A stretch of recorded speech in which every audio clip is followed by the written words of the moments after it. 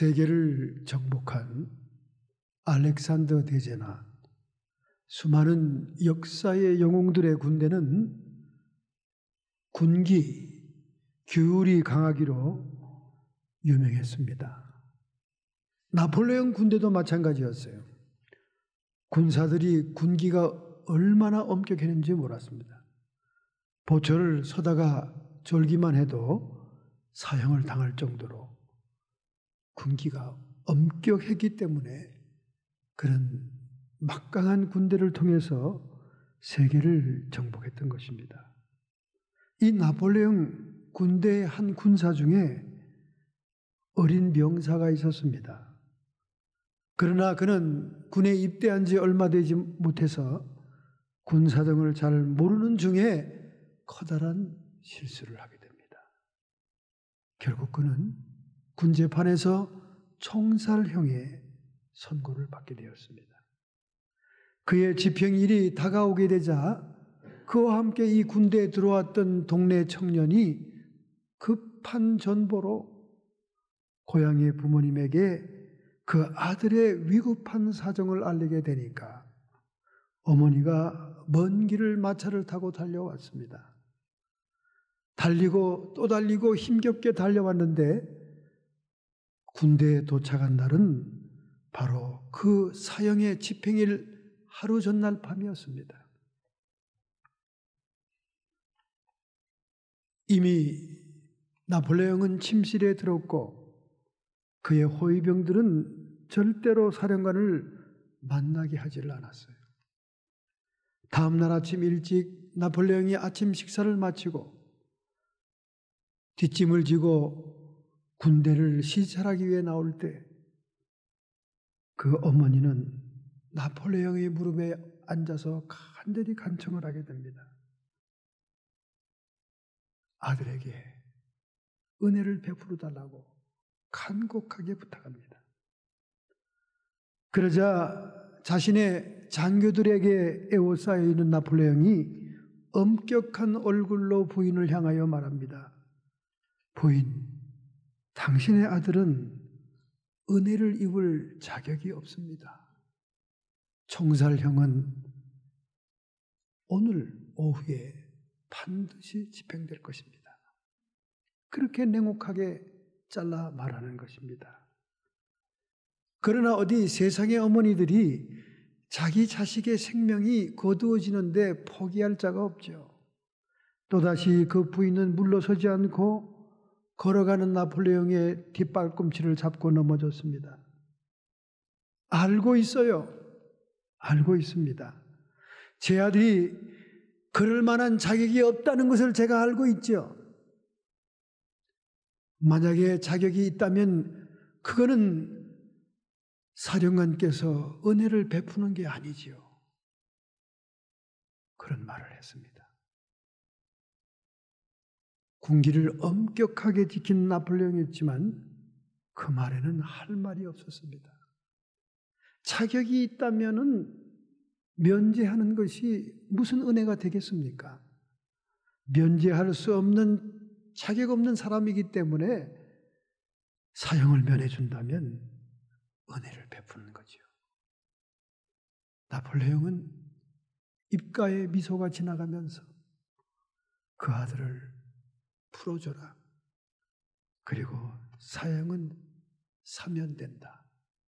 그렇게 자기 옆에 있는 장교에게 명령을 내립니다. 여러분, 은혜라는 것은 자격이 없는 자에게 주어지는 겁니다. 할렐루야. 제가 지난 주일 설교에서 은혜의 궁극적인 의미는 우리에게 영원한 생명을 돌려주신 하나님, 자격이 없지만은 우리에게 돌려주신 그 하나님, 그것이 은혜라고 명백하게 정의를 내렸습니다. 여러분, 우리가 봉독했던 오늘 107편, 이 시편은 시편이 5권으로 나눠져 있습니다. 본래 히브리 성경은 5권으로 나눠져 있어요. 그 중에 시편의 마지막 5번째 책에 첫 번째 나오는 시가 오늘 시편 107편입니다. 이 시편 107편은 성전에 감사의 제사를 드리기 위해 올라가는 백성들이 찬양으로 불렀던 시편이었어요. 그래서 후렴이 반복되고 서로 돌려 부르는 교창이 되는 그런 인상 깊은 감사 찬양의 시입니다. 오늘 우리로 말하면 감사 찬송이라 그 말이죠. 여러분, 속죄제나 속건제 같은 거는 의무 제사입니다. 그러나 이 감사제는 자원제예요. 자원제. 스스로 너무 감동스럽고 감격이 되어서 하나님의 그 은혜가 너무나 감사해서 스스로 하나님께 드리는 제사다 그 말이죠. 바로 그런 제사를 드리기 위해서 이 찬송을 부르며 이스라엘 백성들이 올라갔습니다. 앞편의 두 편의 찬송도 역시 감사의 시편이었어요. 그런데 특별히 이 107편은 민족적인 찬송이었습니다. 모든 민족들이 공명이 되고 마음의 레포가 이루어지는 그런 감동적인 찬송이었어요. 왜 그러냐 하면 바벨론 포로에서 해방이라는 역사적인 사건이 이 시의 무대가 되고 있기 때문에 그래요. 바벨론 포로라고 하는 민족의 수치와 고통이 그 시편의 배경을 이루고 있기 때문에 모든 백성들이 공감대를 형성하는 찬송이었다고 말입니다. 그래서 1절부터 3절은 구속받은 자들에게 여호와를 찬양하라고 촉구합니다. 4절부터 32절까지 장장 긴 구절이 찬양의 직접적인 이유로서 구원의 역사를 체험한 그들의 사정이 기록됩니다. 거친 광야를 통과하는 과정이 기록된 4절부터 22절이 나오고 흉흉한 바다를 항해하는 23절부터 32절의 일상사의 체험이 그들에게 간증이 되고 있습니다. 그리고 마지막 파트는 33절부터 43절에 하나님의 찬양의 근본적인 이유, 하나님의 찬양의 필연적인 이유는 주권적인 하나님의 공의로운 통치와 그 능력으로 이 백성이 바벨론 포로에서 돌아온 것을 감사하는 우주적인 하나님을 찬양하는 것이 결론부에 나오고 있는 것입니다. 여기에 두 가지의 사실이 큰 획을 긋고 있습니다. 그건 뭐냐? 광야의 사막길을 방황하는 자가 나옵니다. 광야의 사막길을 방황하는 자가 줄이고 목마르고 영혼이 피곤하여 근심 중에 하나님께 기도하게 될 때 하나님이 바른 길로 인도하사 거할 성으로 인도했다. A city for a dwelling place. 거주할 도시로 인도했다. 그런 말이 나옵니다. 이것은 마치 애굽에서 노예살이하던 이스라엘 백성들이 탈출하는 해방을 맞이해가지고 광야의 길을 40년 동안 살면서 저리고 목마르고 영혼이 피곤하여 하나님께 울부짖고 기도하다 그들을 바르게 인도하시는 하나님을 따라 결국은 예루살렘 성까지 이르는 거할 성에 이르는 모습을 보여주는 사건을 보여주고 있습니다.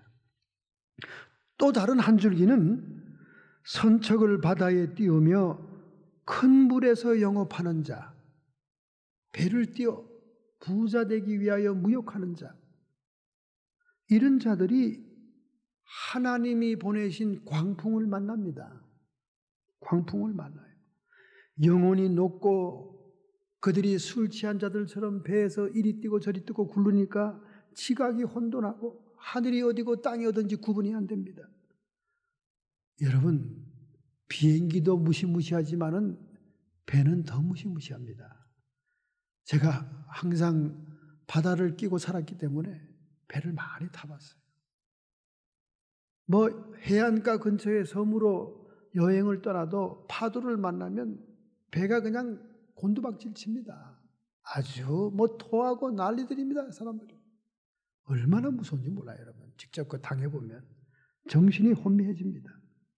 그때 그들이 그 근심 중에 울부짖어 하나님께 기도하니까 Then they cried out to the Lord in their trouble. 그들이 근심 중에 하나님께 울부짖을 때 하나님이 광풍을 잔잔하게 해가지고 그들을 소원의 항구에 their desired haven이라고 하는 항구에 도착하게 합니다. 여러분, 이 거할성과 소원의 항구는 궁극적으로 구원받은 모든 백성들이 하나님 나라에 들어가는 것을 의미하는 거예요. 우리 인생의 궁극적인 목표는 거할성과 소원의 항구는 하나님의 나라입니다. 이스라엘 백성에게는 무엇이었는가? 거할성은 예루살렘 성이었어요. 그들이 적과 꿀이 흐르는 가나안 땅으로 인도받아서 점진적으로 북쪽으로 올라가면서 요새와 같은 예루살렘 성에 그들의 수도를 정하게 되고 다윗은 통일 왕국을 선포하며 그곳에 솔로몬의 성전이 지어지지 않습니까? 그들의 소원의 항구는 뭡니까? 다른 나라에 포로로 잡혀갔던 그들이 꿈에도 소원, 우리 한국 사람은 꿈에도 소원이 통일이고 요즘 젊은이들은 소원이 아니죠. 통일되면 걱정입니다. 근데 우리 늙은 세대들은 다 꿈에도 소원은 통일입니다. 소원의 항구죠. 이스라엘 백성들의 소원의 항구는 바벨론 포로에서 고토로 돌아가는 겁니다. 예루살렘 성으로 귀환하는 것이었어요. 자, 왜 이렇게 광야에서는 유리방하게 되었고 바다에서는 하나님이 광풍을 보내게 됩니까? 그 이유를 분명히 오늘 본문에 얘기하지 않습니까?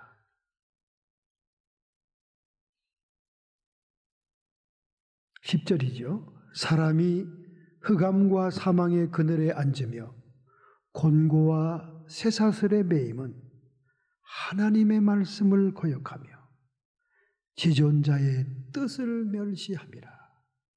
하나님의 말씀을 거역한다는 것은 하나님의 택한 백성들에게 준 율법과 말씀 얘기하는 겁니다. 지존자의 뜻을 멸시한다. 하나님이 각자에게 주신 하나님의 소원이 있습니다. 하나님의 사명이 있습니다. 빌립보서 2장 13절 너희 안에 행하시는 이는 하나님이시니 자기의 기쁘신 뜻을 위하여 너희로 소원을 두고 행하시게 하라니라. 할렐루야. 우리 신앙인들, 믿음의 사람들의 마음속에 떠오르는 소원은 하나님이 주는 소원이다 그 말이에요. 그 하나님의 뜻을 멸시하는 자들이 이런 고통을 당했다는 거예요.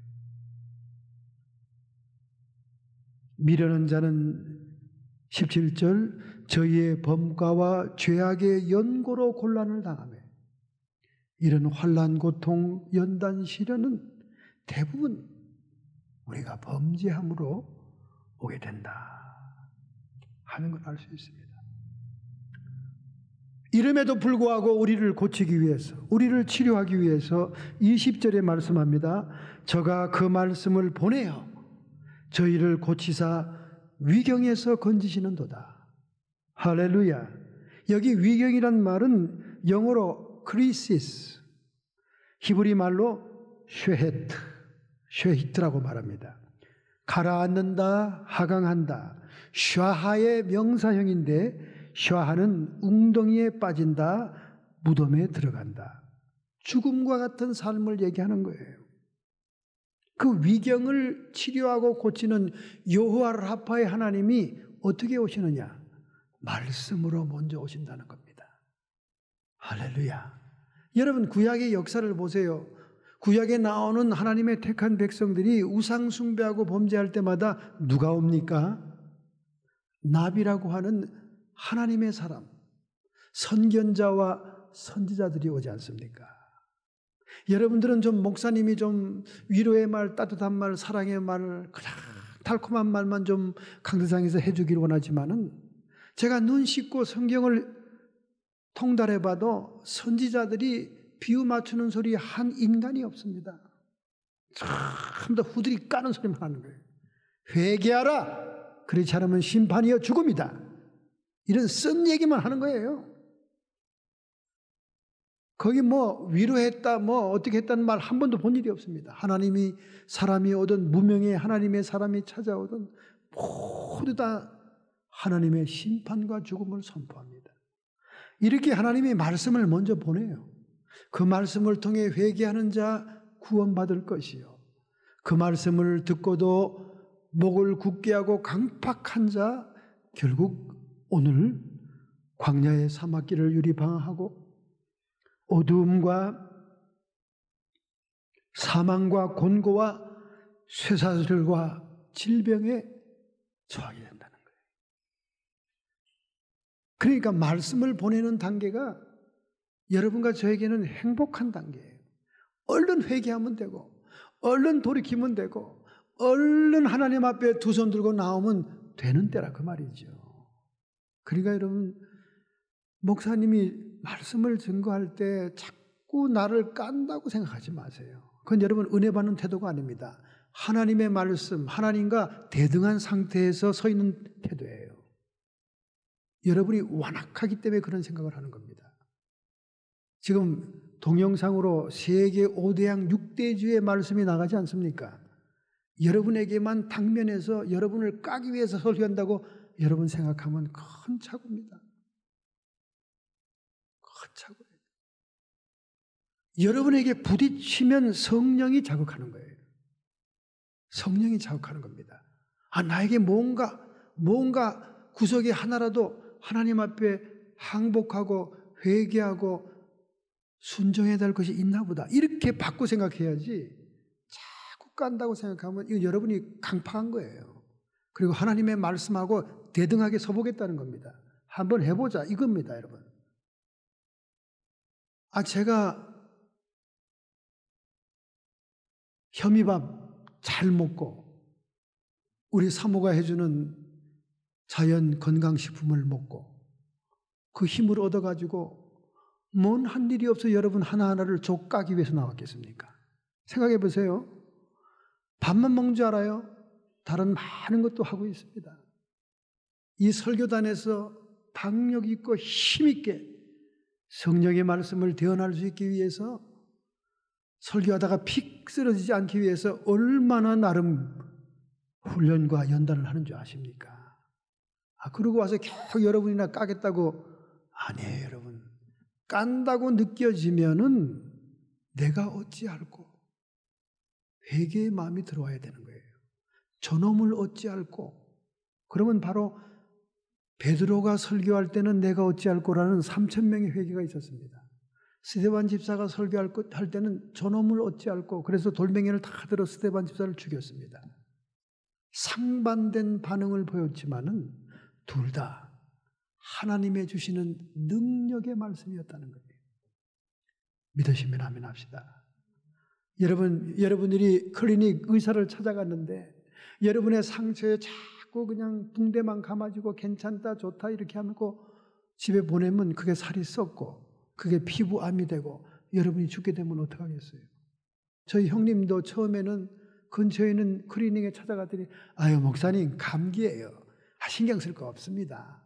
감기약만 먹었다는 거예요. 근데 폐암이 감기 증상과 비슷하죠. 본인이 느끼기에 이상하다. 왜 이렇게 감기 증상이 오래가나. 그래서 일부러 한국에 나가서 종합진단을 했더니 폐암 판정을 받은 겁니다. 여러분의 의사가 계속 감기라고 감기약만 처방해줘서 여러분이 월마트 가서 감기약만 먹으면 좋겠어요? 좋겠냐고요. 한국의 종합검진하는 의사처럼 아유, 목사님 준비하셔야 되겠습니다. 폐암 말기입니다. 이렇게 정확하게 병명을 얘기해 주는 게 좋겠어요. 어떤 게 좋겠어요, 여러분? 아유, 잘났어요. 우리 집사님 참 괜찮아요. 맨날 칭찬만 해준 아이들 스포일 돼가지고요. 부모도 몰라하고 불효자식 됩니다.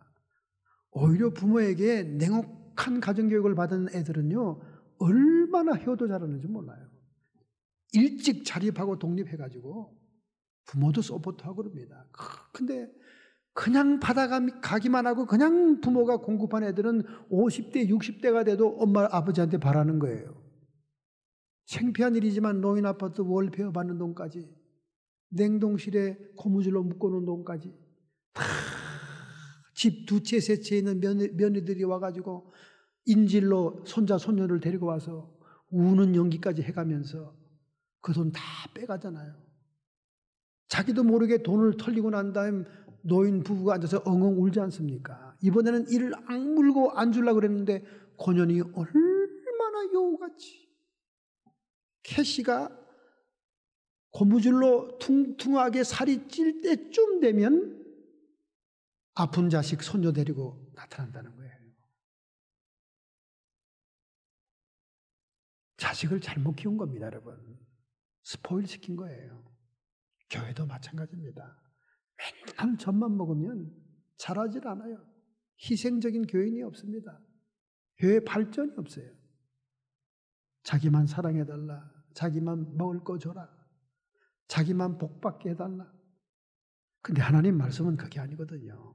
냉혹하게 죄를 지적하면서 하나님의 심판을 경고하고, 그리고 바른 길로 인도해서 거할 성으로 인도하지 않습니까? 이 바른 길, 의의 길을 얘기하는 거 아니에요. 하나님의 뜻을 행하며 하나님의 말씀을 존귀히 여기며 그 뜻대로 살게 하는 그런 냉혹한 말이지만 쓴 것이 약이잖아요. 단 것은 이빨을 썩게 하고 충치를 가져오고, 단 것은 당뇨병을 가져오지만은 쓴 것은 먹기는 힘들지만 건강에 좋지 않습니까? 저가 사모하는 영혼을 만족해 하시며 줄인 영혼에게 좋은 것을 채워주시는도다. 할렐루야. 여러분과 제가 연단, 환난, 고통 중에, 근심 중에 울부짖으며 사모하는 영혼으로 하나님께 구하고 줄인 영혼으로 하나님께 구할 때 하나님은 그 영혼을 만족시키시며 좋은 것으로 채워주신다는 거예요. 할렐루야.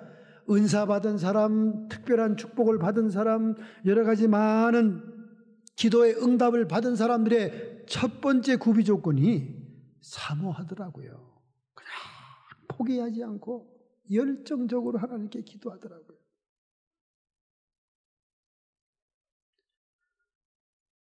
저희들이 구속받은 사람들로서 흑암과 사망과 곤고와 저주의 쇠사슬, 흉악의 결박에서 풀어지고 질병에서 노임받으려면 우리가 하나님께 이 감사의 시처럼 그 은혜를 사모하면서 이미 받은 바 모든 축복을 감사하는 그런 심정이 되어야 될 줄로 믿습니다. 할렐루야. 그러므로 광야의 사막길에서 거할 성으로 들어가는 것은 벗어남을 얘기합니다.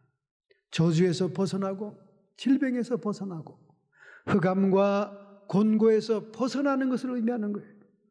오늘 여러분과 저는 구속의 하나님 여호와 하나님께서 이미 우리를 하나님의 자녀를 삼으셨고 구원받은 백성으로 삼으셨다면 이 모든 것에서 이미 벗어날 수 있다는 거예요. 할렐루야.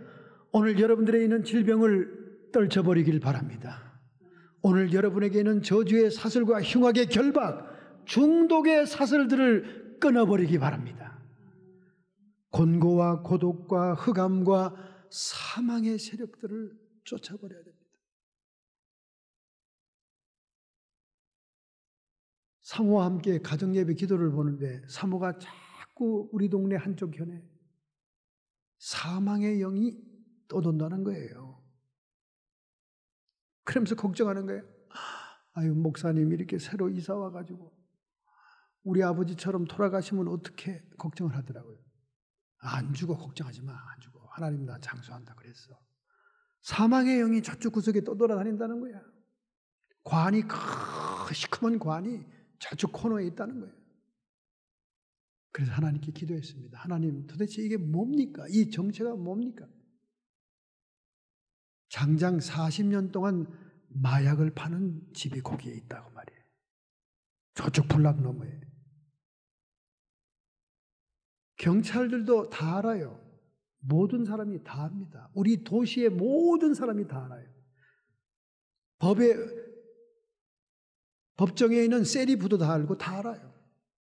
세리프하고도 우리 얘기해봤어요. 아, 너희들 그냥 모른 척해라. 걔들 그냥 따발총 갈긴다. 40년 동안 자리 잡은 마약 딜러가 산대. 동네 아소시에이션에서 쫓아냈습니다. 하룻밤에 자다 보니까 불이 번뜩번뜩하고 난리 났어요. 그래서 문 열고 나가봤더니 경찰서가 20대 이상 왔습니다. 탱크 같은 것도 오고 말이죠. 이 쇼와팀이 말이죠. 전부 다 그냥 따발총, 기관총 들고 오고 막 난리 법석입니다. 그러더니 그 후에 그 사람들이 이사를 갔어요. 그래서 우리 가정예배면서 아이고 하나님 할렐루야 사망의 영이 떠났나 보네요. 감사합니다. 그리고 일주일 있다가 쫓겨난 집 아래층이었는데 그 2층으로 또 이사 왔어요. 경찰이 그 외에도 5대 6대 집중으로 오면 그때만 잠잠합니다. 싹 피해요. 근데 이 경찰들도 이 마약 이 덩어리 이걸 찾아내야 일망타진하는가 봐요. 번번이 못 찾고 가더라고요. 근데 이사 가는 날 그 마약 딜러하는 두목하고 제하고 눈이 딱 마주쳤습니다. 마약 덩어리를 어디서 꺼내나 했더니 바깥에 있는 주차장이 위에 지붕에 쫙 숨겨난 거예요. 대들보에다가. 그러니 경찰들이 찾을 수 있나. 이사 가면서 그걸 뽑아가는데 사다리를 놓고 2 사람이 올라가서 그 마약 덩어리를 꺼내는데 저하고 눈이 딱 마주쳤어요. 움찔하더라고요. 그러나 알고도 신고 못하는 것이 미국입니다. 경찰들이 우리한테 충고를 해주니까 자다가도 총 맞아 죽는다. 그냥 모른 척해라. 그건 경찰들이 할 일이다. 심지어 경찰들도 내통하는 사람이 있으니까 누가 신고했다고 다 얘기해 준다. 그래서 사망의 영이 관이 시커먼 관이 공중에 떠 있는 것을 사모가 본 거예요. 40년 동안 수많은 사람을 마약 중독으로 죽게 했으니 사망이 자리를 잡은 거죠. 우리는 지금도 가정 예배를 보면서 저는 기도할 때마다 하나님 뿌리를 뽑아 주시옵소서. 하나님이 우리를 이 동네에 이사 오게 한 것은 40년 동안 이 주택가가 형성되는 그날부터 저 뿌리 내린 사망의 세력들을 쫓아주시옵소서. 하나님께 기도하는 거예요. 여러분과 제가 구속받은 하나님의 자녀라면 우리는 흑암의 쇠사슬과 죽음과 곤고와 흑암과 질병을 이길 수 있는 것입니다. 할렐루야! 이길 수 있는 것입니다. 그래서 우리는 미리 감사할 필요가 있는 거예요. 미리 하나님께 찬양할 필요가 있는 것입니다. 2번째, 선척을 바다에 띄우는 큰 물에서 영업하는 자. 하나님이 광풍을 보내어 그들이 고생하다가 소원의 항구에 들어선다. 그렇게 얘기했습니다. 이것은 이스라엘 백성들에게 바벨론 포로에 있다가 예루살렘 성으로 귀환하는 것을 얘기한다. 그렇게 얘기했습니다. 그러나 궁극적으로는 하나님 나라다. 그럼 오늘 현대 교회에 출석하는 성도들에게는 이것의 의미는 무엇이냐 그 말이에요. 거할성이라는 것은 우리 영혼이 성숙되는 걸 얘기하는 거예요. 자족할 수 있고 세상 허영과 사치에서 초연할 수 있고 영혼 속에 평안을 얻는, 갈라디아 4장 19절에 말합니다. 너희 속에 그리스도의 형상이 이루기까지 다시 너희를 위하여 해산의 수고를 하노라. 할렐루야. 그리스도의 형상을 이루기까지 해산의 수고를 한다. 우리 성도들의 영적인 목표는 예수님의 형상을 이루는 거예요. 할렐루야. 이것이 거할성입니다. 이것이 거할성이에요. 신학교를 다니다 보면 신학교에서 반드시 추천하는 책이 있습니다. 신학생 필독 책이 있어요. 토마스 아켄피스의 그리스도를 본받아. 지금 얘기한 말로 얘기하면 그리스도의 형상을 따르자, 그런 말이죠. 지금 이 시대는 어떤 시대입니까? 예수님처럼 살고 예수님의 형상을 닮아간다면 사람들에게 조롱받고 비웃음받고 샌님이라고 그러고 훈장 선생님이라고 그러고 고지식하다고 그러고 융통성이 없다고 그러고, 그리고 어떻게 세상 살겠느냐고 불쌍히 여기는 세대를 맞이했습니다. 그러나 하나님의 종이 되려고 하는 사람들이 필독해야 되는 책, 그리스도를 본받아. 토마스 아켄피스의 이 책에 이야기가 나옵니다. 지금도 미국 서점의 서가에는 베스트셀러예요. 지금도 베스트셀러로 꽂혀 있습니다.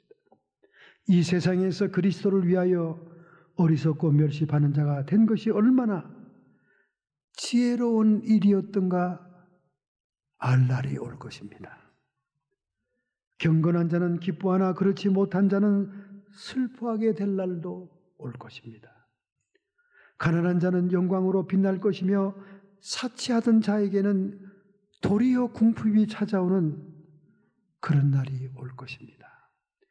겸손히 순종하는 사람이 재간을 부리며 사는 처세가보다 더 지혜롭다는 것이 나타날 날이 반드시 올 것입니다. 선하고 깨끗한 양심을 가진 자가 많은 지식을 가진 철학자보다 낫다는 것이 증명될 날도 올 것입니다. 거룩한 행실이 아름다운 말보다 낫고 침묵이 많은 허탄한 소리보다 낫다는 그날이 우리에게 다가오고 있습니다. 그리스도의 형상을 본받고 그리스도를 본받는 삶을 살아야 된다고 강조하는 그의 책은 기독교의 고전입니다. 우리가 거할성이라고 하는 것은 이 세상에 처해 있을지라도 하나님을 믿는 성도가 영혼의 안식을 얻는 영적인 성숙의 상태를 얘기하는 거예요. 그리스도의 형상에 이르기까지 자라는 겁니다. 그리스도의 장성한 분량까지 자라는 영적인 성장을 얘기하는 것입니다. 이것이 영혼이 안정된 삶을 얘기하는 거예요.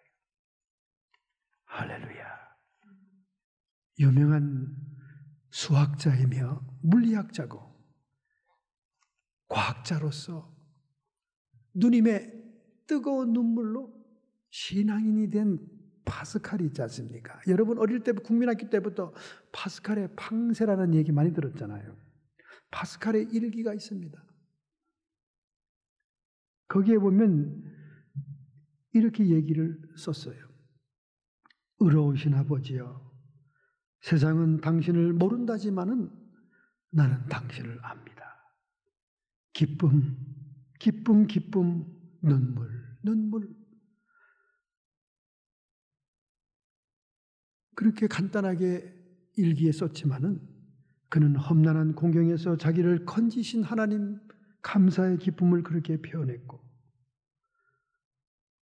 그의 인생의 크고 작은 역경 속에서도 끊임없이 자기를 붙들어 주신 하나님께 정말로 감사하는 표현을 일기 도처에 써 있습니다. 처음에 누님이 그를 전도했을 땐 씨도 안 들어갔어요. 말이 맥히지도 않았습니다. 아이고 누나같이 무식한 사람이나 믿어요. 왜? 나는 다른 것이 많이 가득 차 있기 때문에 거기에 신경 쓸 게 없네요. 이렇게 누님을 비판했습니다. 그리고 무식하고 자기보다 지식이 없는 누님이라고 우습게 생각하고, 그 누님이 감격하는 신앙에 관심이 없었어요. 그러던 그가 병상에 눕게 되었을 때 비로소 병상에서 누님이 전도하던 예수 그리스도를 만나게 되고, 그는 철저하게 체험적인 신앙으로 그의 신앙을 고백하는 일기를 쓰게 되는 것입니다. 할렐루야. 오늘날도 많은 과학자들, 지식인들이 파스칼의 팡세와 일기를 보면서 얼마나 주님 앞으로 돌아오는지는 몰라요. 정말 저도 봤지만은 공감이 되는, 설득이 되는 부분들이 많습니다. 역시 지식인이 그 깨달은 것이 조금 달라요. 우리의 거활성은 영혼의 성숙을 얘기하는 거예요. 그리스도의 형상을 본받는 겁니다. 그리고 영혼의 안식을 찾는 거예요. 세상의 환경이 어떠하더라도, 내가 처한 처지가 어떠하더라도 내 마음속에 평강이 있고 자족하는 생활이 있을 때, 그것이 거활성입니다. 거활성. dwelling place. 거활성입니다. 그 거활성으로 하나님이 인도하는 거예요. 그럼 소원의 항구가 이스라엘 백성들에게는 그토록 그 마음속에 소원하던 예루살렘 성 귀환이었다면, 고레스 왕이 바벨론을 정복하지 않습니까? 메대 파사가 양쪽으로 연합군이 되어서 바벨론을 쳐들어오지 않습니까? 바벨론의 성곽은 얼마나 튼튼한 성곽인지 몰라요. 말 2필이 끄는 전차 4대가 한꺼번에 성벽 위를 갈 수 있는 넓이의 두꺼운 성벽이에요. 이 성을 무너뜨릴 수 있는 군대가 없었습니다. 그래서 장구한 세월을 바벨론은 세계 최대의 국가였어요. 그러나 벨사살 왕이 예루살렘 성에서 가져온 기명을 가지고 술 먹으면서 온 고관 백작들과 술 파티를 열고 있을 때, 벨사살 왕의 맞은편 벽에 손이 나타나지 않습니까? 벨사살 왕은 느부갓네살 왕의 손자였어요. 손자였어요. 그 손이 메네메네 데겔 우바로신, 왕이여 왕을 저울에 달아보니 하나님의 때가 다 되었나이다. 그 하나님의 심판의 글씨를 다니엘이 해석해 주니까 그가 얼마나 사시나무 떨듯이 떨었던지 무릎이 부딪히는 소리가 들렸다고 그랬어요. 그리고 얼마 있다가 메대와 파사의 연합군이 왕궁으로 쳐들어 들어와서 벨사살 왕을 화살로 쏘아 죽이지 않습니까? 어떻게 그 바벨론 성이 무너졌습니까? 강을 막았어요. 강을. 그 바벨론 성 밑으로 말이죠. 수로가 지나갔습니다. 수로가. 연합군이 강물을 막으니까 수로가 열리면서 구멍이 뚫려잖아요. 성 밑으로 군대들이 들어가서 그 견고함을 자랑하면서 여유만만하게 술파티 열던 바벨론이 정복당하고, 페르시아의 통일 왕국의 대왕이 된 고레스 왕이 하나님의 백성들을 다 고토로 돌려보내지 않습니까? 많은 물자를 쥐어주면서 시드기야 왕을 비롯해서 1만 명 이상의 포로들을 보내주는데, 이것은 기적이요, 이것은 감격이요, 이것은 해가 서쪽에서 뜨는 것이요, 이것은 하늘과 땅이 뒤바뀐 것이요. 그들이 아무리 상상해도 일어날 수 없는 일이 일어난 겁니다. 이 고레스 왕은 하나님의 아들이라고 별명을 받아요. 내 아들이 내 마음의 뜻을 이루어준다고? 그래서 내가 그를 세웠다고 하나님이 칭찬하지 않습니까? 이방 왕을 그렇게 칭찬할 수가 있어요. 그래서 그 고레스 왕이 엄청난 번영과 전쟁에 승리하는 대왕이 되잖아요. 얼마나 하나님의 은혜에 감동이 되면 그가 그 백성들을 다 그냥 돌려보내겠어요. 여러분, 고대 왕국은요, 노예의 숫자가 국력입니다. 노예의 숫자가. 노예, 끌어온 사람들, 그 지식인들, 재능 있는 참모들, 이 모든 것들이 나라의 재산입니다. 그걸 다 돌려보냈다는 것은 보통 일이 아니죠. 그래서 소원의 항구에 도달하는 게 됩니다. 그럼 현대 성도들에게는 소원의 항구가 무엇일까요? 현대 성도들에게는 소원의 항구는 하나님의 소원을 이루어주는 겁니다. 하나님의 뜻을 이루어주는 거예요. 여기 보세요. 11절에 하나님의 말씀을 거역하며 지존자의 뜻을 멸시했습니다. 왜 광풍을 만나고 줄이고 목마르는 광야의 생활을 유리방황합니까? 그들이 하나님의 뜻을 멸시했다 그 말이에요. 오늘 여러분과 제 마음속에는 하나님의 뜻이 들어와서 소원이 된 게 있습니다. 그 소원을 이루어주는 것이 소원의 항구에 도달하는 거예요. 빌립보서 2장 13절에 성령께서 오늘 여러분에게 말합니다. 너희 안에 행하시는 이는 하나님이시니 자기의 기쁘신 뜻을 위하여 너희로 소원을 두고 행하시게 하느니라. 할렐루야. 오늘 성령 받은 성도들은 그 성령을 통해서 하나님의 뜻이 우리의 소원이 되는 겁니다. 그 사람들은 다 자기의 마음속에서 자발적으로 올라온 소원이라고 생각하지만은 그 소원은 하나님의 뜻이라 그 말이에요. 더 특별한 말로 얘기하면 하나님의 사명이다 그 말입니다. 할렐루야. 오늘 여러분의 마음속에 떠오르는 소원이 있습니까? 그것은 하나님의 사명입니다.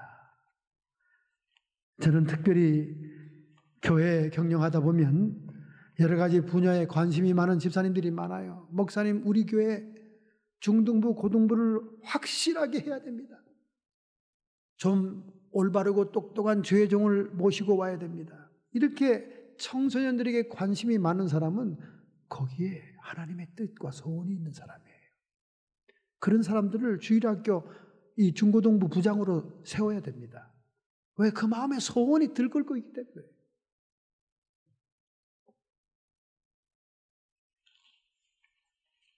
그런데 이 소원을 우리가 어떻게 분명히 더 분별할 수 있냐 그 말이죠. 로마서 12장 2절에 보면 너희는 이 세대를 본받지 말고, 우리가 이 세대를 본받고 있으면서 소원이 떠오르면 그거는 세상적인 소원이에요. 아, 내가 항상 눈이 와이사스 단추구멍만 하니까 쌍꺼풀 수술은 꼭 해야 돼. 그런 소원이 평생 있다고 그게 하나님의 소원이 아니다 그 말이죠. 그는 이 세대를 본받는 외모지상주의를 따라가다 보니까 나온 소원이지 하나님의 소원이 아니죠. 그래서 진정한 하나님의 소원을 분별하려면 너희는 이 세대를 본받지 말아야 돼요. 그게 첫 번째 조건입니다. 하나님의 뜻을 제대로 분별하려면 오직 마음을 새롭게 해야 됩니다. 옛날 칩칩한 마음 가지고 그대로 하나님의 뜻을 분별하는 생각하면 안 돼요. 마음을 새롭게 함으로 변화를 받아야 돼요. 변화된 마음. 원망 불평하고 세상을 비관하고 부모 조상 탓하고 모든 문제와 책임이 딴 사람에게 있다고 책임 전가하는 아담과 하와의 시대부터 내려온 그 책임 전가의 습관이 여전히 나에게 있는 마음, 그 마음 가지고는 하나님의 뜻을 분별할 수 없다는 거지. 변화를 받아야 된다. 이 변화를 받는 비결은 감사라고 얘기했습니다. 그렇게 되면 하나님의 선하시고 기뻐하시고 온전한 뜻이 무엇인지 분별하게 되리라. 할렐루야. 하나님의 뜻은 세 가지입니다, 여러분. 하나님의 뜻은 세 종류가 있어요. 하나님의 선하시고 굿윌이 있습니다. 굿윌. 여러분, 굿윌 그러니까 싼 거 파는데 헌옷 사러 갈까? 그런 생각이 듭니까? 그 굿윌 아니에요. 선한 뜻. 굿윌은 뭐냐? 하나님이 천지를 창조하시고 자연 법칙, 영적인 법칙, 모든 공식과 법칙을 만들어 놓으신 것.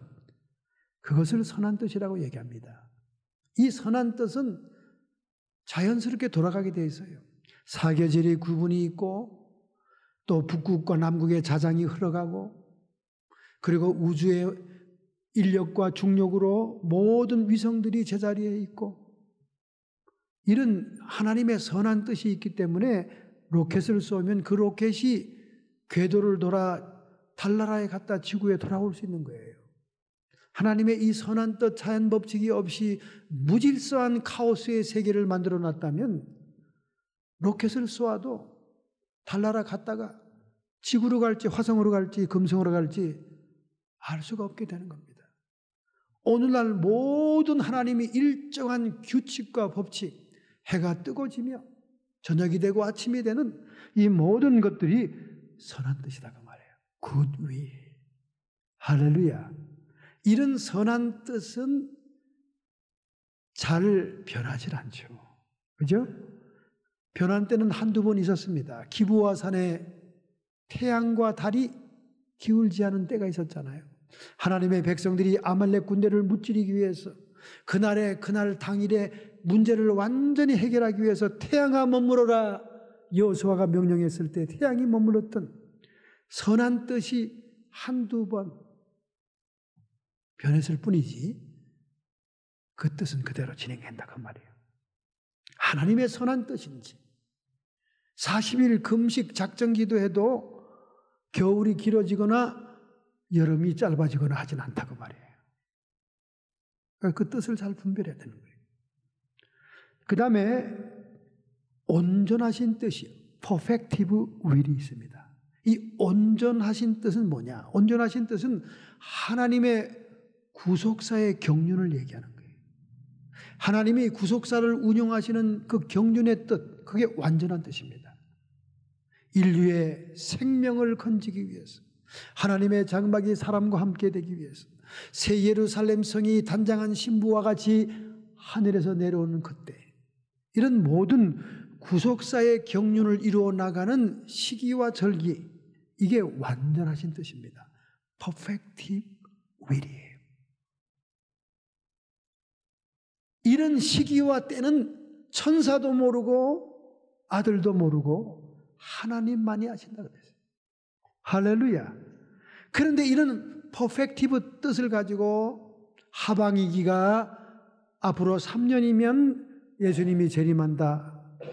마라나다 선교회를 만들고 이것은 퍼펙티브 will을 조작하는 거죠. 조작하는 겁니다. 이런 퍼펙티브 구속사의 시기와 일정은 변경이 안 됩니다, 여러분. 예수님이 십자가에 죽으시고 부활하시고 승천하시고 이런 모든 일정들은 하나님의 퍼펙티브 will이다 그 말이에요. 할렐루야. 이런 걸 놓고는 작정기도 하지 마세요. 하나님 재림이 속히 오게 해 주옵소서. 이놈의 세상 못 살겠습니다. 차라리 빨리 주님이 오시는 게 낫겠습니다. 뭐 이런 식으로 기도할 필요는 없다는 거예요. 그건 퍼펙티브 will이니까 하나님이 결정하신 그날에 완벽하게 옵니다. 그러면 우리가 분별할 수 있고 우리가 움직일 수 있는 뜻은 뭐냐? 하나님의 마음이 뜨거워지고 하나님이 뜻을 돌이킬 수 있는 건 뭐냐? 기뻐하시는 뜻입니다. 영어 성경에 acceptive will이라고 했어요. 받을 만한 뜻, 용납하시는 뜻. 이런 뜻은 변경이 돼요. 우리가 기도를 정말로 열정적으로 목숨을 거는 기도, 금식 기도, 철야 기도, 작정 기도하여 하나님께 매달릴 때 받으실 만한 뜻들은 변경이 된다고 말해요. 이걸 하나님이 기뻐하시는 뜻이라고. 그래서 그거 참 끈질기도 하구만. 하나님이 웃으면서 바꿔줄 수 있는 뜻이 있다고 말이에요. 할렐루야. 예. 하나님의 뜻에는 크게 세 가지가 있다고. 천지를 창조하고 우주를 만드시고 영적인 세계를 만든 법칙은 굿윌이라고 합니다. 그리고 하나님의 구속사 경륜의 계획 시간표, 그것은 퍼펙티브, 완전한 뜻이다. 우리가 하나님께 간절히 매달려 기도함으로 하나님께 다시 한번 제거해달라고 하나님께 기도하는 것은 기뻐하시는 뜻, acceptive will이다 그 말이야. 할렐루야. 이렇게 우리가 뜻을 분별할 수가 있어야 돼요. 이런 뜻을 가지고 우리 마음속에 소원을 둔다 그 말입니다. 오늘 여러분의 마음속에 끊임없이 성령의 감동으로 다가오는 소원이 있습니까? 그 소원의 항구에 도달하시는 여러분 되기를 주님의 이름으로 축원합니다.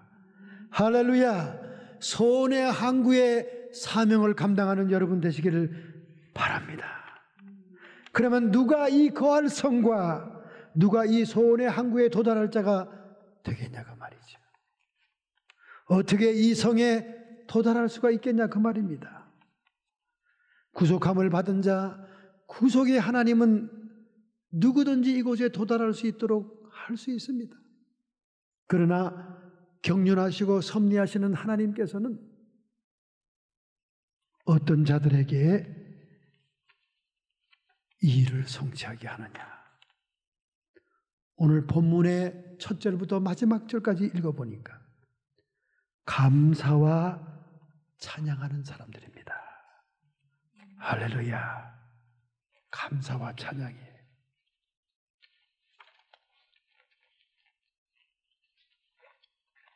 감사와 찬양은 주로 우리 하나님의 전에 예배당에 와서 하나님께 영광을 돌리는 겁니다.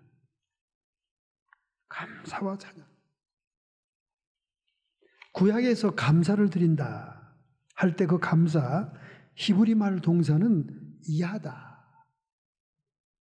던진다는 말이에요. 던지다. 여기서 파생된 여성 명사인 토다가 있습니다. 토다는 드린다, 드림. 여성 명사로 파생된 토다는 수국이 갑니다. 두 손으로 드리니까 드린다. 그런데 원형인 동사 감사 야다, 던지다니 무례하게 불손스럽게. 저는 이 야다를 놓고 얼마나 오랜 기도를 했는지 몰라요. 여러분 이 말하면 제가 기도를 많이 할 건수가 많다는 걸 알겠죠. 왜 저렇게 목사님이 하루에 7번씩 기도한다고 그러나. 기도할 게 너무나 많아요. 하나님, 히브리 말 감사 야다라는 동사가 있는데 아니 하나님께 받은 은혜가 너무나 지독해서 감사를 드린다는데 아니 그 뜻이 왜 던집니까? 불손하게 두 손으로 갖다 바쳐도 될까 말까 할 판에. 제가 얼마나 오랜 세월 기도했겠어요. 며칠 전에 하나님이 가르쳐 주시더라고요. 며칠 전에. 하나님, 왜 야다란 말이 던진다는 말입니까? 아우, 불쾌하기 짝이 없어요. 망령됩니다. 무례하기 짝이 없어요. 저에게 잔잔한 음성으로 하나님이 깨닫게 해줬습니다. 던진다는 의미는 신속한 결단을 의미한다. 할렐루야. 신속한 결단. 사람들이 감사의 제사, 감사의 행위를 미적미적 한다는 거예요. 감사하긴 한데, 마음으로는 감사하긴 한데, 그러면서 행위로 옮기기를 미적미적 한다는 거예요.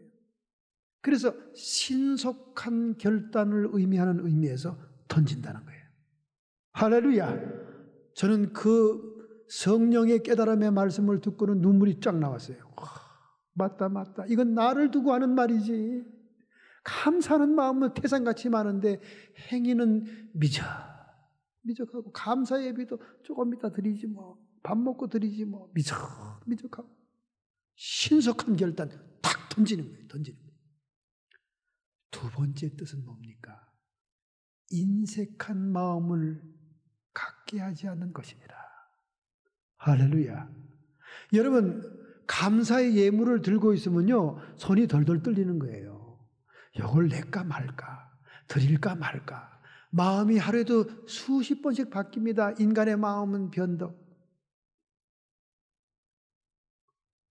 오늘은 현찰, 내일은 외상해야 됩니다, 여러분. 술집만 카운터에 붙여 있는 글이 아니에요. 오늘날 강대상에도 붙여 있어야 돼요. 오늘은 현찰, 내일은 외상. 감사의 예물을 드리긴 드려야 되는데 이게 아깝기도 하고 막 부담스럽기도 하고 막 손이 들들 떨리는 거예요. 인색한 마음이 없게 하기 위해서 야다다 던진다 이게. 속도전이다 그 말입니다.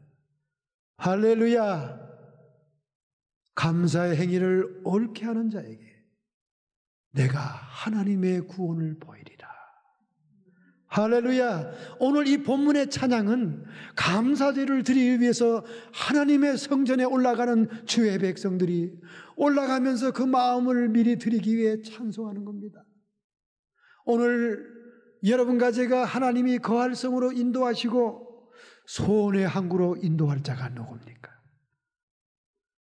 감사의 결단을 신속하게 하고 인색한 마음이 없는 자원하는 제사를 드리는 자에게 거할 성과 소원의 항구를 주신다는 거예요. 할렐루야. 여러분 생각해 보세요. 솔직히 저는 곰곰이 앉아서 생각하면 너무나 하나님께 죄송해요. 받은 바 은혜가 커서요. 받은 바 은혜가 너무나 죄송합니다. 정말 내가 하나님께 해드린 게 없습니다. 하나님. 제가 이대로 죽으면 하늘나라 주님을 만날 때 너무나 얼굴을 들을 수가 없을 거예요.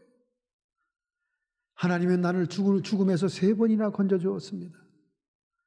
우리 할머니 할아버지 복숭아밭이 쫙 있는 가시원과 그의 기아집이 있고 그 뒤에는 고아원이 크게 있는, 여름 방학 때마다 저는 내려갔어요. 할머니가 얼마나 저를 사랑해 주는지 말이에요.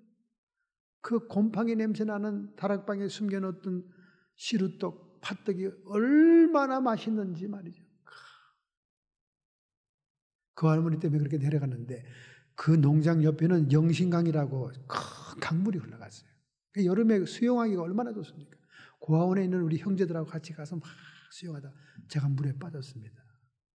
깊은 물이에요. 막 시퍼런 물입니다. 다이빙하고 수영 잘하는 사람만 간신히 건너가는 데인데 물이 차가워요. 물 온도가 달라집니다. 중간 넘어가면. 제가 물에 빠졌잖아요. 3번이나 올라갔다 내려갔다. 수영하더니 갑자기 이게 온몸에 마비가 왔어요. 너무 물이 차니까. 저를 건져준 사람이 누군지 알아요? 우리 배씨 형님 아닙니까? 배광성. 그래서 배씨가 착하다고 제가 입에 혀를 둔 게 뭐냐, 입에 그냥 배씨가 안 떠나는 게 저를 생명을 살려줬잖아요. 우리 형님이 지난번에 왔잖아요. 왔는데 제가 그 얘기를 믿지 안 꺼냈어요. 그걸 꺼냈다간 제가 엄청난 선물을 또 해야 되니까. 근데 이번에 갈 때 선물 어지간히 했어요. 우리 가족들 중에 제일 많이 했습니다. 제가 속으로는 이미 그 은혜를 알고 있으니까. 생명을 살려준 형님이니까. 저를 끄집어내가지고 막 인공호흡을 시키고 막 코를 막 얼마나. 거기 많았어요. 저희 형님들이. 작은 집 형님들도 있고 많았는데 그 배시 형님만 자기 몸을 안 사리고 뛰어들더라고요. 그 차가운 물 속에. 제가 호흡에 막 물이 막 토하면서 정신이 돌아오면서 과연 우리 형님이다. 이렇게 고맙더라고요. 자기 실속 안 차리고 자기 생명 생각 안 하고 자기 몸 안 추스리고 뛰어들 사람은 그 사람밖에 없는 거예요. 그러니 제가 포치에 이렇게 앉아가지고 생각해 보면요. 눈물이 쭉 흐릅니다. 저는 그때 죽었어야 될 사람 아니에요. 겨우 이제 10대 열몇 살 때 아닙니까? 왜냐하면 그 강에서 죽은 사람이 한두 명이 아니거든요. 죽은 사람 제가 많이 봤거든요. 고아원의 애들도 막 해마다 막 거의 한 명씩 죽고요. 워낙 강이 깊어요. 그 후에 2번이나 또 죽을 일이 있었잖아요. 뭐 이런 거 생각해 보면 정말 은혜가 큰데 내가 하나님 앞에 한 게 없구나. 어떤 마을에 매우 지혜로운 노인이 있었습니다. 이 노인은 별로 할 일이 없으니까 정류소 앞에 흔들 의자에 앉아가지고 공기도 쉬고 바람도 쉬고 지나가는 사람을 볼 겸 동네 사람들에게 인사하고 그런 노인이 앉아 있었습니다. 그런데 그날은 손녀딸이 하도 자기에게 떨어지지 않으니까 손녀딸을 안고 흔들 의자에 앉아 있었습니다. 어느 날 키가 큰 사람이 나타났어요. 그러고는 주유소에서 기름을 넣더니 할아버지한테 오더니, 할아버지, 이 마을은 어떤 곳입니까? 이렇게 물어봅니다. 노인은 그 사람을 찬찬히 보니까 이 동네 사람이 아닌 걸 알았어요. 그래서 노인이 물어봤습니다. 여행객에게. 당신이 어떤 마을에 살고 있나요? 그렇게 물어봤어요. 그랬더니, 아니, 제가 사는 마을은요, 사람들이 서로 아주 비판적이고 정제적입니다. 서로 나쁜 소문을 퍼뜨리고요, 이간질하고요, 뻑하면 싸우고요, 정말 살고 싶지 않은 동네예요. 저는 그것을 정말 떠나고 싶어요. 그래서 이 동네도 한번 와본 거지요. 정말 우리 살고 있는 동네는 유쾌한 동네가 아닙니다.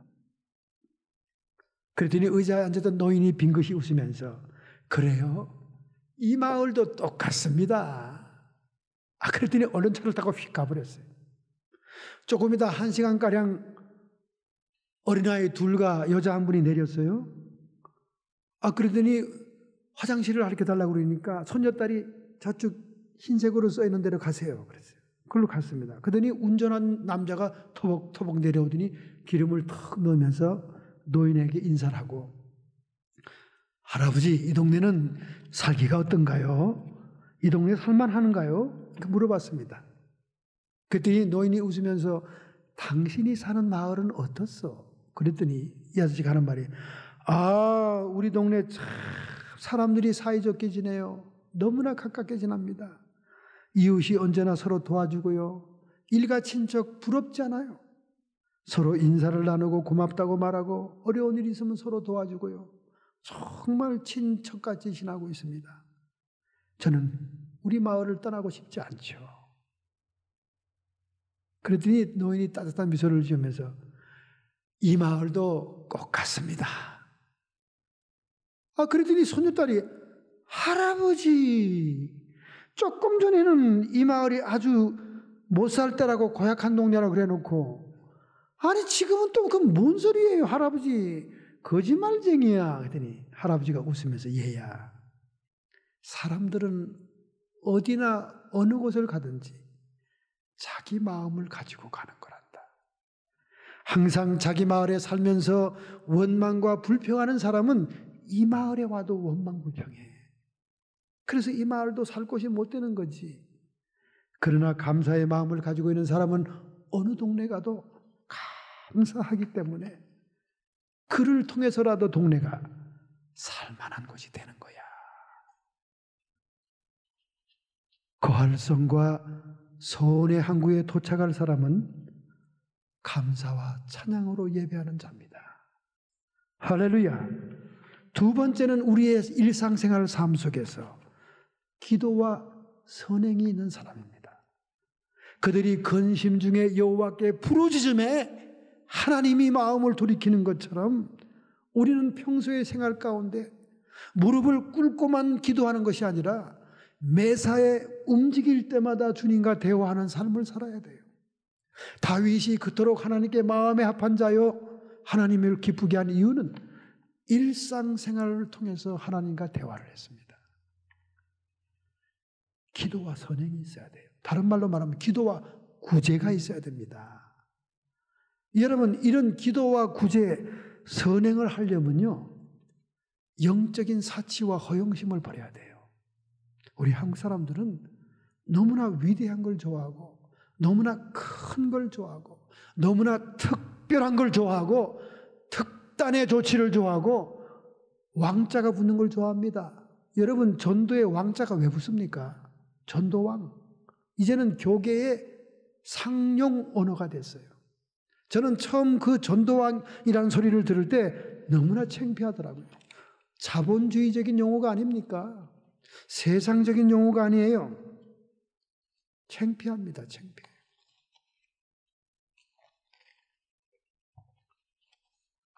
우리는 일상생활에서도 이런 영적인 허영심을 버려야 돼요. 너무나 많은 사람을 전도하고 너무나 많은 큰 일을 하려고 하니까 작은 것은 허술하게 멸시하고 우습게 여기고 실천하게 되지 않는 것입니다. 그러나 여러분과 저의 일생에 한 사람의 영혼이라도 구원의 판결에 들어서게 하고 그를 통해서 하나님의 영광이 드러난다면 이보다 귀한 기도가 어디 있으며 이보다 귀한 선행과 구제가 어디 있겠어요? 고넬료에게 하나님이 말씀한 것처럼 너의 기도와 구제가 하나님께 상달된 바 되어 기억한 바 되었으니 오늘 내가 너에게 왔노라. 천사가 말한 것처럼 우리의 일상생활에 지극히 적은 것이라도 서로 나누고 서로 섬기고 그리고 안타깝고 어려운 그 영혼을 위해서 기도하고 죽음의 영이 역사하는 그 너무너무 불나게 있는 마약의 딜러들을 위해서 제가 얼마나 기도하고 있는지 모릅니다. 일부러 인사도 하고 인간적으로는 친해요. 지나가면서 하의를 자주 해가지고 그들의 얼굴을 도장 찍듯이 확인하기 위해서 이름을 모르면 얼굴이라도 들고 기도해야 되잖아요. 대서양 긴 바닷가에 한 노인이 살고 있었습니다. 매일 아침 바닷물이 빠지면 그 해변을 따라 몇 마일씩 할아버지가 걸어가는 거예요. 노인이 사는 곳에서 멀지 않은 다른 옆집 사람이 종종 노인이 멀리 바닷가에 들어가는 걸 지켜봤습니다. 아니, 뭐라는 거야? 노인은 걸어가면서 허리를 굽혀 모래 속에서 무언가를 집어 올리더니 바닷물 속으로 집어 던지는 거예요. 너무나 궁금하니까 그 이웃 사람이 노인을 따라 몰래 바닷가에 따라갔습니다. 호기심이 나잖아요. 그날로 노인은 해변을 따라 걷다가 허리를 굽혀 모래에서 조심스럽게 들어올려 바닷물 속으로 뭘 던집니다. 그래서 똑똑히 뭔가를 봤어요. 너무나 궁금하니까. 노인은 민물이 쓸려왔다가 다시 바다로 빠져나갈 때 따라가지 못한 불가사리들이 떼약빛에 탈수가 돼서 말라 죽는 것을 막기 위해서 그 불가사리를 집어서 바닷물에 던져주는 거였어요. 아이고. 저 노인네가 미쳤지. 할 일도 없어. 할아버지 소리를 빽질렀습니다. 조롱에 섞인 말투로 할아버지를 불렀어요. 지금 영감님 뭐 하시는 겁니까? 이 해변은 수백 마일이 넘고요. 그리고 불가사리는 하루에도 수천 마리가 밀려오는데 그까지 몇 마리 살렸다고 해서 무슨 변화가 있습니까? 헛고생하는 거예요. 그 말을 듣고 있던 노인이 잠시 행동을 멈추더니 빙그레 웃었습니다. 그러면서 그에게 대답을 했어요. 이 한 마리 불가사리에게는 일생이 걸린 중요한 일일 수도 있지. 우리는 너무나 수천 마리의 불가사리를 생각하는 거예요. 우리는 수천 마일의 해변길을 생각하는 겁니다. 그래서 그 한 마리를 살려내지는 못하는 거예요. 이게 영적인 허영심입니다. 이게 영적인 욕심이에요. 이 영적인 자랑입니다, 여러분. 한 사람이면 어떻습니까? 한 명의 영혼을 깊이 건져서 하나님께 영광스럽게 구원의 판결에 들어서게 한다면 그 영혼 한 사람에게는 얼마나 중요한 일이냐 그 말입니다. 불가사리가 수천 마리면 어떻고 해변의 길이 수만 길이면 어떻습니까? 그 한 마리의 불가사리에게는 자기의 생명과 일생이 걸린 일을 이 노인이 집어서 물에 던져준 겁니다. 오늘 여러분과 저에게는 이런 헌신이 필요해요. 너무나 거창한데 거대한 기간에 이런 데 헌금하려고 그러고 이런 데 참여하려고 눈에 불을 켜지 마세요. 오늘 여러분이 살고 있는 그 주변 범위를 둘러보고 거기에 구제할 대상들, 거기에 내가 기도하지 않으면 그 영혼이 아무도 관심이 없을 사람들, 이런 사람들을 위해서 기도와 구제하는 자에게 하나님은 거할성과 소원의 항구에 도달하게 하실 줄로 믿습니다. 할렐루야. 여러분 성경을 보세요. 하나님은 지극히 적은 것을 노래처럼 부르고 있습니다. 지극히 작은 소자에게 한 것이 나에게 한 것이다. 내가 적은 일에 충성했음에 큰 일을 맡기노라. 나중된 자가 먼저 된 자가 있으리라. 하나님은 지극히 적은 것을 얼마나 축복하십니까? 오병이어의 적은 도시락. 내 손에 무엇이 있느냐? 평생 써서 기름때가 묻은 양무리를 인도하던 메마른 지팡이. 엘리사를 찾아온 미망인에게 너의 집에 무엇이 있느냐? 먹고 죽어도 먹을 것도 없어서 빚쟁이들에게 자식 둘을 뺏기게 생긴 이 미망인에게 물어보는 질문 각도가 틀리잖아요. 없어서 구하러 나온 사람에게 무엇이 있느냐 그러잖아요. 먹다 남은 기름 한 병이 있습니다. 그걸 가져와라. 여러분, 하나님의 영광, 하나님의 역사, 하나님의 사명은 나의 주변에 지극히 작은 것으로부터 시작됩니다. 그것을 소중하게 생각하고 기도해야 돼요. 그것을 소중하게 생각하고 사명을 감당해야 됩니다. 이런 여러분과 저가 되기를 예수님의 이름으로 축원하면서 결단하고 결심하는 마음으로 가슴에 손을 얹겠습니다. 오늘 구속의 하나님께서 우리를 붙들고 계시고 섭리의 여호와 하나님께서 우리를 지도하시고 인도하고 있어서 우리는 거할 성과 소원의 항구에 도착할 자가 될 것을 믿습니다. 결심하고 결단하는 여러분들에게 성령의 권능이 임할 줄로 믿습니다. 생명과 평안이 임할지어다. 육체의 질병들아 묶음을 풀고 쫓김을 받으라. 흉악의 결박과 저주의 쇠사슬은 끊어지고 쫓김을 받을지어다. 악한 마귀 사탄 귀신의 세력들은 우리의 사업장과 직장에서 우리의 가정과 자녀와 손자 손녀들을 주변에서 쫓김을 받고 떠나가라. 사망의 영은 쫓김을 받을지어다. 흉악의 결박은 끊어질지어다. 저주는 사라지고 하나님의 축복이 영광과 함께 임재하여 주시옵소서. 예수님의 이름으로 감사하며